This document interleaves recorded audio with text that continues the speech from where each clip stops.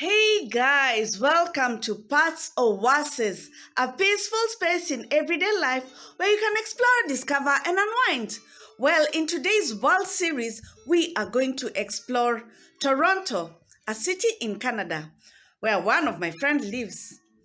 And she shared some few tips of things to do in Toronto. Firstly, you can visit the Casa Loma. It's in downtown Toronto. It's a Gothic castle and it has good architecture. It's a good place to tour. Secondly, you can visit the Chinatown.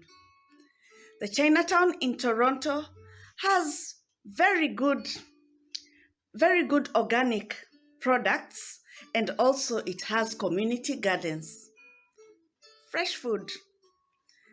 Then thirdly, you can visit the famous Niagara Falls. You can take a day trip there. It's not so far from Toronto. And the waterfalls are a good place to sightsee and just give you some calmness. Then, lastly, you can also visit the Art Gallery of Toronto. It's the biggest in the whole of Canada. Well, for more fun things to do, check out my website, patsoasis.com. Like, share, and subscribe. Until next time.